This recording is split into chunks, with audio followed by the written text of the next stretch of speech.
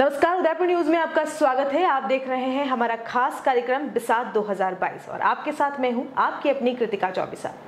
बिसात 2022 में इस वक्त हम आपको रूबरू करवा रहे हैं लगातार छात्र संघ पूर्व अध्यक्षों से, जिन्होंने अपनी दावेदारी उस जमाने में पेश की थी। और आज हमारे साथ इस वक्त स्टूडियो में मौजूद हैं केजी मुंद्रा साहब, जो पूर्व छात्र संघ अध्यक्ष रह चुके हैं MLSU से, जिन्होंने निर्दलीय उम्मीदवार के रूप में अपनी दावेदारी रखी थी और एक बहुत ही जागरूक और कर्मठ कार्यकर्ताओं के रूप में इन्हें जाना जाता है। वर्तमान में कांग्रेस के महामंत्री हैं और विधायक का चुनाव भी लड़ चुके हैं। आपको बता दें कि MLSU के दूसरे अध्यक्ष के रूप में केजी मुंद्रा साहब को जाना जाता है।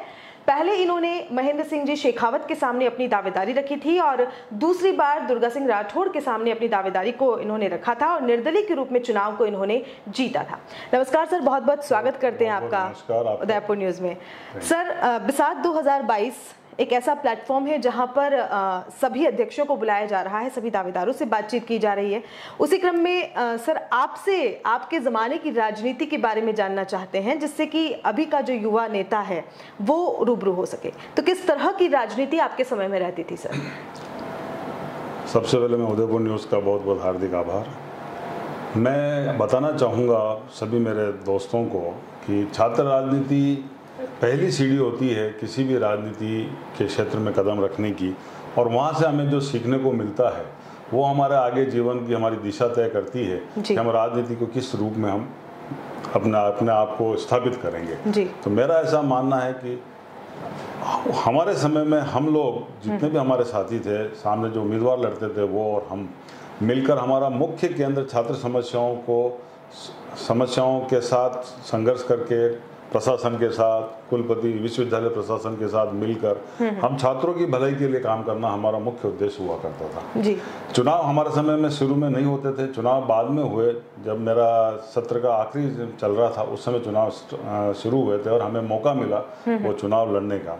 तो हमने हमारी तरफ से निश्चित रूप से एक विश्वविद्यालय को दिशा देने की कोशिश करी, और उस समय राजनीतिक दलों के भी अपने छात्र संगठन हुआ करते थे। विद्यार्थी परिषद और NSY उस समय काफी सक्रिय थे। उसके बीच में भी हम लोगों ने अपनी पहचान बनाई, और सिर्फ इसलिए पहचान बनाई कि हम छात्र समस्याओं से जुड़े रहते थे। मैं आज के छात्र नेताओं से भी अपील करना चाहता हूं आपके मंच के माध्यम से कि हमारा मुख्य फोकस जीतना या हारना हमारा लक्ष्य नहीं होना चाहिए। हमारा लक्ष्य होना चाहिए हम अपने आप को एक संघर्षपूर्ण नेता के रूप में अपने आप को स्थापित करें, और ये प्लेटफॉर्म जो हमें मिला है चुनाव लड़ने का, इस चुनाव लड़ने के माध्यम से हम अधिक से अधिक छात्रों के बीच में अपनी बात को पहुंचाने का प्रयास करें, जिससे लड़कों को ये लगना चाहिए कि हमारा जो नेतृत्व चुनाव लड़ रहा है, चाहे वो जीते या हारे, लेकिन वो हमारे लिए संघर्ष के लिए हमेशा तैयार रहेगा।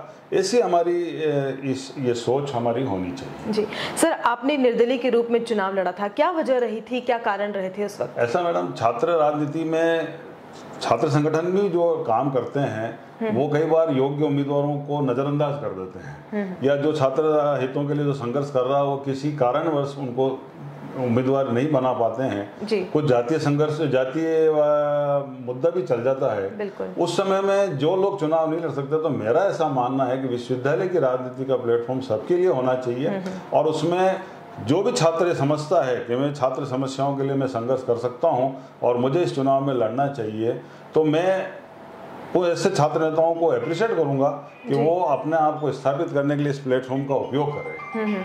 सर, क्या अंतर पाते हैं आप पहले की राजनीति, आपके समय की राजनीति की अगर बात करें, छात्र संघर्ष की बात करें, तो क्या अंतर पहले में और अब में पा रहे हैं आप, अभी के नेताओं में और पहले के नेताओं? मेरा मानना है कि छात्र राजनीति जो निरंतर जो अपना स्तर है वो बजाय उठाने के अपने आप को छात्रों से दूर करते जा रहे हैं। अभी आप देख रहे हैं छात्र चुनाव है अगस्त में, तो एकदम छात्र नेताओं की एक बाढ़ सी आ गई है। बिल्कुल। और विश्वविद्यालय में साल भर लोग, जो हम लोग उस समय, हमारे समय में जो खुबीलाल जी थे, महेंद्र सिंह जी थे, दुर्गा सिंह जी थे, और जितने भी हम छात्र नेता थे, हम साल भर ये समझ लीजिए हम छात्रों के बीच में रहते थे, और उनके बीच में रह के तो छात्रों को कोई भी समस्या होती थी तो उनको मालूम है कि भाई छात्र नेता हमको कोई न कोई विश्वविद्यालय के वहाँ मिलेगा और हमारी समस्याओं को दूर करेगा। आज की परिस्थितियों में मैं देखता हूँ कि छात्र राजनीति एक फैशन के रूप में स्थान लेती जा रही है जी। और छात्र चुनाव लड़ना एक फैशन के रूप में आ रहा है, जो बहुत ही अच्छा संकेत नहीं है। हमें ऐसे नेता गाड़ियाँ, पैसा पावर, ये चीजें आपके लिए एक छोटी चीज हो सकती है, लेकिन हमारे भविष्य के व्यक्तित्व के लिए सब चीजें रुकावट है। जो हम जैसा नेता हम बनाना चाहते हैं, छात्र नेता जो हम बनाना चाहते हैं, हमारा आदर्श छात्र नेता कैसा हो, जो आम छात्रों के बीच में बैठे, आम छात्रों के बीच में रहे, आम छात्रों के लिए संघर्ष करें, बजाय वो हो रहा है कि धन बल इसमें हावी हो रहा है, शक्ति बल इसमें हावी हो रहा है। आप देखिए, मैं खुद आश्चर्यचकित होता हूँ कि विश्वविद्यालय चुनाव में इतना पैसा रात और दिन खाने चल रहे हैं। ये चीज़ें बंद होनी चाहिए। छात्रों के बीच में संघर्ष करने वाला आदमी आना चाहिए, और छात्रों को भी सोचना चाहिए जो चुनने जा रहे हैं कि हम ऐसे छात्र नेता को चुने जो मितव्ययता को बढ़ावा दे, जो संघर्षशील अपनी छवि रखे, जो आम छात्रों के बीच में खड़ा रह सके जी। और आम छात्रों के बीच में खड़ा रह के जो लड़ाई लड़ सके। हमें ऐसे छात्र नेताओं को, चाहे वो किसी भी दल का हो, मैं ऐसा नहीं कह सकता हूँ कि मैं आज कांग्रेस पार्टी से जुड़ा हुआ हूँ तो मैं चाहूंगा कि छात्र संगठन हमारा जो है वो NSY के छात्र जीते, लेकिन उसके बावजूद भी मैं छात्रों से अपील करना चाहूंगा कि जो शास्त्र में छात्रों के बीच में 24 घंटे और पूरे वर्ष भर सक्रिय रहता है, ऐसे छात्रों को निश्चित रूप से इस प्लेटफॉर्म के साथ मौका मिलना चाहिए।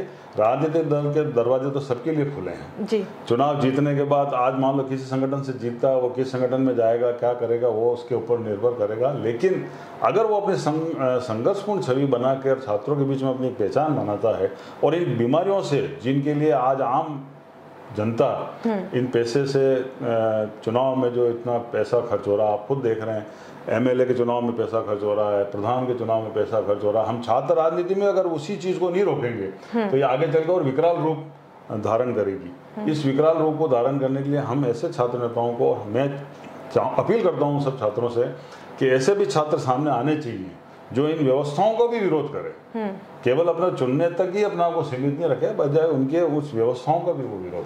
सर, मिनिमम अमाउंट डिसाइड कर रखा है 5000 रुपीज। क्या आज के समय में आपको लगता है कि 5000 रुपए में किसी भी चुनाव को करवा पाएंगे? देखिए मैडम, मैं ये आपसे कहूँगा कि इतना पैसा, इतना मिनिमम पैसा हमारे समय में कुछ खर्चा होता था। ऐसा नहीं कहता हूँ कि हम लोगों ने भी खर्चा नहीं किया, लेकिन अब वे नहीं किया बहुत ज्यादा। आपके का मतलब मैं बताऊँ आपको कि सारे शहर में होर्डिंग लग रहे हैं, सारे शहर में गाड़ियाँ। आप देखिए कि अभी विश्वविद्यालय का अगर दौरा किया हो तो मैं वहाँ देख रहा हूँ कि अभी से लड़कों ने खर्चे चालू कर दिए हैं और बेहिसाब खर्चे हो रहे हैं। फर्स्ट ईयर के जो लड़के आते हैं उनके लिए फ्रेशर पार्टियाँ हो रही है, खाने हो रहे हैं, पार्टियाँ हो रही है। This is the only thing जो स्टूडेंट पॉलिटिक्स से दूर होनी चाहिए, हमारा ये मानना है। अब चुनाव में पैसा चाहिए, लेकिन छात्रों के सहयोग से लड़ो, आप अपने दोस्तों के ग्रुप्स के से नहीं सर, इसी का दूसरा पहलू अगर हम देखें तो छात्र राजनीति से ही कई नेता ऐसे हैं जो आज भी हमारे बीच में मौजूद हैं, तो कहीं ना कहीं उनका दमन नहीं हो रहा, क्योंकि अगर प्लेटफॉर्म नहीं मिलेगा अपने आप को मेवाड़ की राजनीति मैडम, राजस्थान विश्वविद्यालय हो, चाहे जोधपुर विश्वविद्यालय हो, चाहे अन्य विश्वविद्यालय हो, वहाँ के छात्र नेताओं को आगे मौका मिला है। उसका सबसे बड़ा कारण जो मैं मानता हूँ कि हमारे यहाँ रिजर्व सीट ज़्यादा है, जनरल कास्ट के सीट्स लड़ने की बहुत कम है, और जितने छात्र संघ अध्यक्ष जीते हैं वो मैक्सिमम जनरल कास्ट से बिलोंग करते हैं, तो उनको लड़ने के मौके, क्योंकि वहाँ सब वरिष्ठ नेताओं ने अपना एक दबदबा बना रखा है।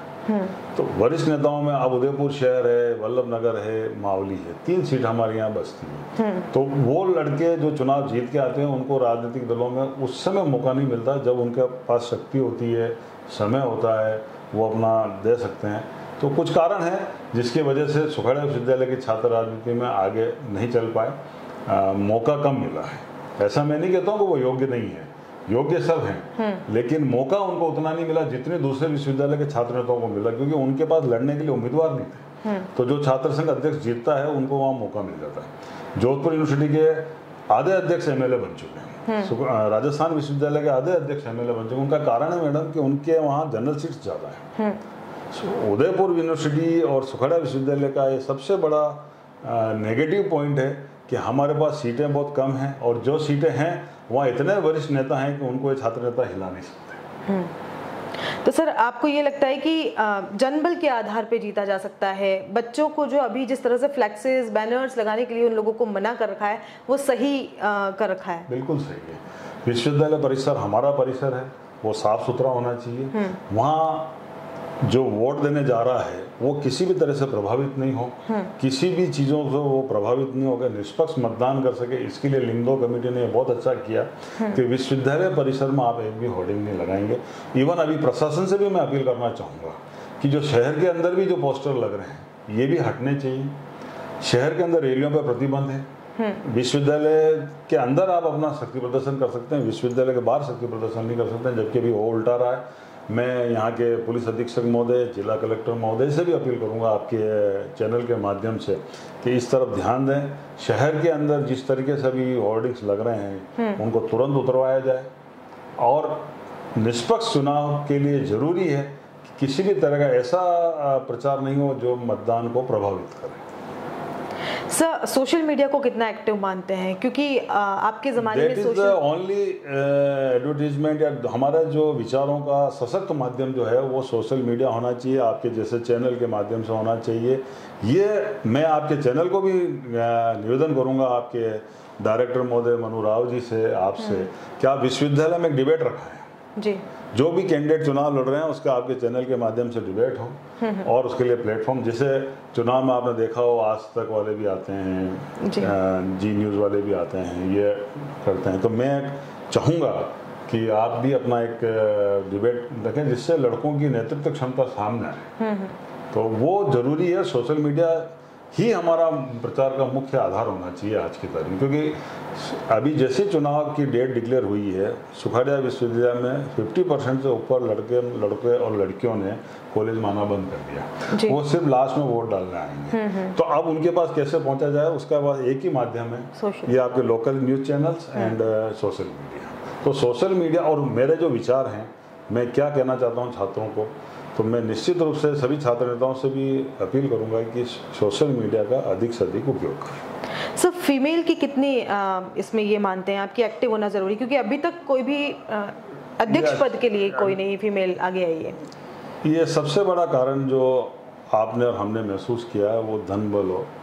तो जो छात्राएं हमारे बीच में हैं जिनमें नेतृत्व की बहुत अच्छी क्षमता है, वो और उनके परिवारजन ये जब माहौल देखते हैं तो उस माहौल में उनको मना करते हैं कि भाई आपके लिए उपयुक्त माहौल नहीं है। जब ये माहौल बंद होगा, लिंगो कमेटी के नियम अगर प्रशासन और विश्वविद्यालय प्रशासन अगर सोच ले, तो मैं आपको दावे के साथ कह सकता हूँ सारे पदों पे महिलाएं जीत सकती है, सारे पदों पे छात्राएं जीत सकती है, अगर ये लिंगो कमेटी को कर। क्योंकि छात्राएं इसलिए नहीं आती है कि वो इस माहौल के अंदर न तो इतना पैसा खर्च कर सकते हैं उनके माता पिता, और मान लो कोई खर्च कर सकते हैं तो वो लड़कों से इतना संघर्ष नहीं कर सकती, अपनी बात कहने का उसको मंच नहीं मिलता है। मैं आज आप चुनाव लड़ें और आपको मंच नहीं मिले तो आप अपनी प्रतिभा को कैसे वहाँ बताएंगे। तो छात्राओं के लिए तो ये प्रशासन की भी होनी चाहिए, और बहुत ज़्यादा नहीं हो, रिजर्वेशन का मैं बहुत ज़्यादा समर्थक नहीं हूँ, लेकिन कुछ पद छात्राओं के लिए भी हम रिजर्व कर सकते हैं। ये छात्र संगठनों को और आपस में मिलकर भी सोचना चाहिए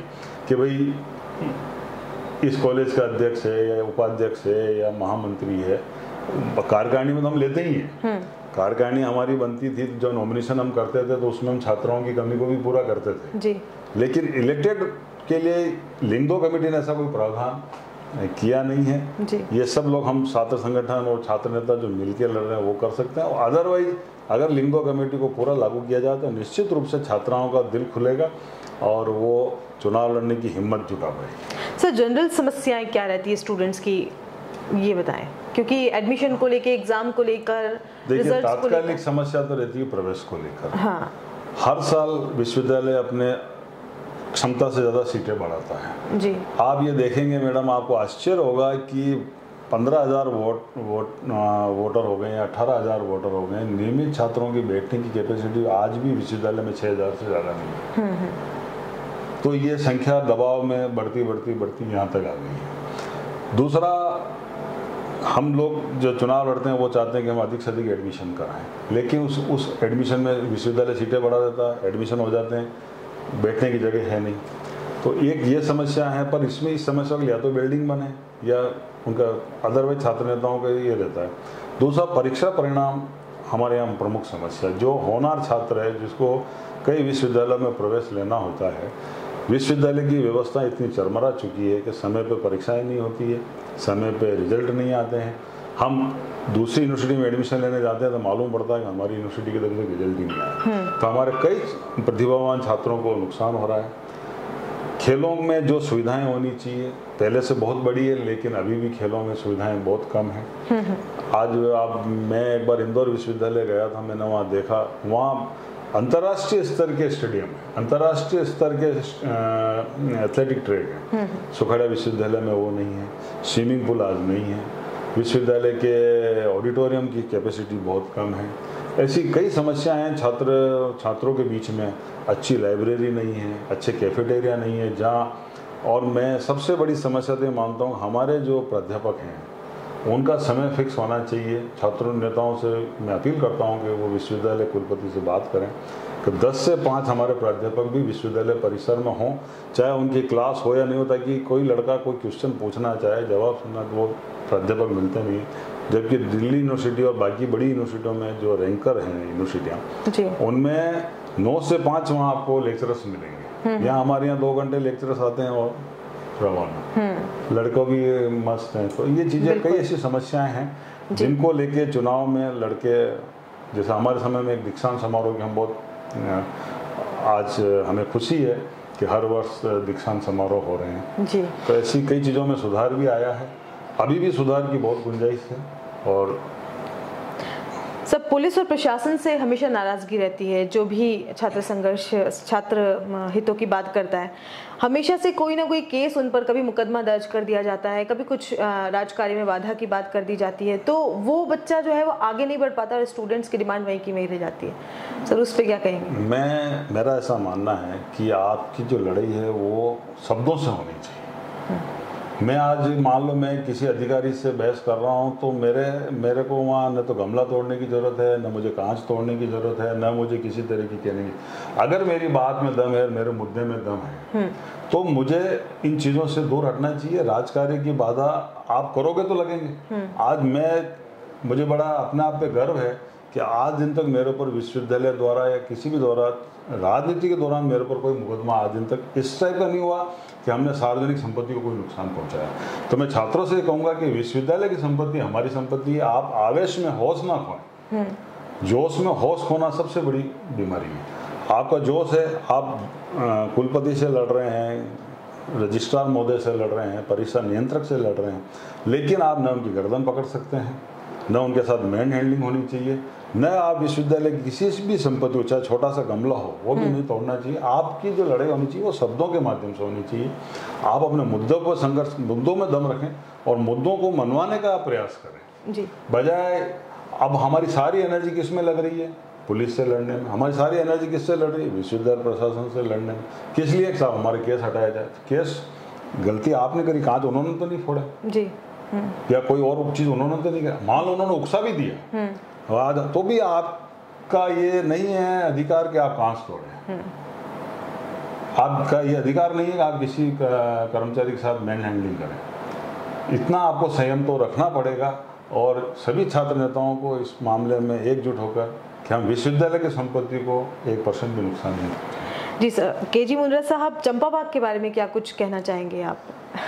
चंपा बाग मैडम, मैं ये कहना चाहूँगा कि विश्वविद्यालय को मिलना चाहिए। विश्वविद्यालय की संपत्ति है, शहर के बीच में इतनी बड़ी ज़मीन है। छात्राओं को भविष्य में अपनी बेहतर शिक्षा के लिए शहर से दूर नहीं जाना पड़े, इसके लिए हमने तो लड़ाई लड़ी है। हमने राज्य सरकार से लड़ाई लड़के चंपा बाग को विश्वविद्यालय दिलाने का बहुत प्रयास किया। हमने कुछ हद तक हम सफल भी हुए, लेकिन अभी विश्वविद्यालय प्रशासन की अपनी बहुत लिमिटेशंस हैं, अच्छे वकील नहीं कर पा रहे हैं। उसकी वजह से चंपा बाग में लोगों ने अवैध कब्जे कर लिए हैं। अवैध कब्जों की वहाँ बाढ़ आ गई है। ये आने वाले छात्रों के भविष्य के साथ खिलवाड़ है, क्योंकि इतनी बड़ी ज़मीन अगर विश्वविद्यालय को मिलती है और विश्वविद्यालय वहाँ कोई भी अपना कोर्सेज चालू करते हैं, तो छात्रों को शहर से दूर नहीं जाना पड़ेगा। ये सरकार को भी सोचना चाहिए। किसी ज़माने में पूरा विश्वविद्यालय 300 बीघा में फैला हुआ है और उसका एक निजी आदमी था, उसने एक आवाज़ पे विश्वविद्यालय को डोनेट करी।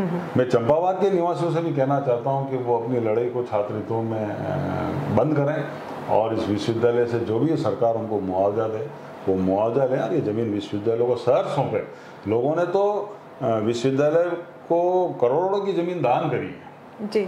आज विश्वविद्यालय को ये ज़मीन लेने के लिए लड़ना पड़ रहा है। तो ये सोच का अंतर है। हम किसके लिए मांग रहे हैं ज़मीन? हमारे लिए तो नहीं मांग रहे हैं, हम विश्वविद्यालय के लिए मांग रहे हैं। वहाँ कौन पढ़ेगा? आपके बच्चे भी पढ़ेंगे, हमारे बच्चे भी पढ़ेंगे। वो हो सकता है पढ़ के किन पदों पे जाएं। तो जो वहाँ काबिज हैं वो अपना और भी कई जगह ले सकते हैं, सरकार से उचित मुआवजा मिले, हमें उसमें कोई आपत्ति नहीं, वो जितना मुआवजा चाहते हैं उतना मुआवजा लें, लेकिन ये विश्वविद्यालय को जमीन सौंपे। सर, आप काफ़ी सीनियर हैं और दावेदारी भी कर चुके हैं, क्या कुछ कहना चाहेंगे आज के उन स्टूडेंट से जो अपनी दावेदारी को पेश कर रहे हैं और जो मतदान कर रहे हैं? मैंने आपको पूर्व में भी कहा कि हमें छात्रों के बीच में अधिक से अधिक रहना है, छात्रों की समस्याओं के लिए लड़ना है। छात्र जिन चीज़ों से पीड़ित हैं उनके लिए हमें विश्वविद्यालय प्रशासन, एक छोटे छोटे मैं बताऊँ आपको, ऐसे विश्वविद्यालय में काम होते हैं जिसके कारण छात्र भटकते रहते हैं, उनको अपने मार्कशीट निकलवाने के लिए मैडम संघर्ष करना पड़ता है। तो अगर छात्र नेता वहाँ सक्रिय रहते हैं तो ऐसी कई हेल्प डेस्क खोल सकते हैं। वो बाहर से जो छात्र आते हैं, गाँव से जो छात्र आते हैं, उनको मालूम नहीं है कि कहाँ हमारा विश्वविद्यालय का हमारा नोड्यूस कहाँ होगा, हमें मार्कशीट कहाँ से इशू होगी, हमारा डिग्री सर्टिफिकेट हमको कहाँ से मिलेंगे। ऐसी बहुत सी चीज़, मैं विश्वविद्यालय के मुख्य द्वार के पास ही मेरा निवास है। कई लड़के आज भी मेरे को जानते हैं, तो कई बार मेरे पास आ जाते हैं, तो मैं इन छात्र नेताओं को कहता हूँ भैया जाके इनका काम कराओ, और ये जो आए हैं बाहर से स्टूडेंट, इनको समय पे सहायता मिल जाए। तो इसमें विश्वविद्यालय प्रशासन ने भी काफ़ी सहयोग किया, उसके बावजूद भी बहुत समस्याएं हैं। तो हमें छात्र नेता ऐसा चाहिए, जैसे मेरा नारा था कि छात्र अध्यक्ष वो चुना जाए जो छात्रों के बीच में रहता हो, छात्रों के बीच में रहकर जो संघर्ष करता हो। मैं छात्रों से भी अपील यही करता हूँ, आज भी आपके मंच के माध्यम से भी यही अपील करूँगा, चाहे वो किसी भी दल का हो जी, अगर वो छात्र हितों के लिए संघर्ष करता है, छात्रों के लिए लड़ता है, तो उसको हमें मौका देना चाहिए। सर, बिसात 2022 का हिस्सा बनने के लिए आपका बहुत बहुत शुक्रिया। थैंक यू, आपने मुझे बुलाया उसके लिए बहुत बहुत आपका आभार। तो बिसात 2022 में अभी हमने बात की केजी मुंदड़ा साहब से, जिन्होंने कहा कि अगर चुनाव लड़ना है, चुनाव जीतना है, तो छात्रों के बीच में रहना होगा। फिलहाल के लिए इतना ही, दीजिए इजाजत, नमस्कार।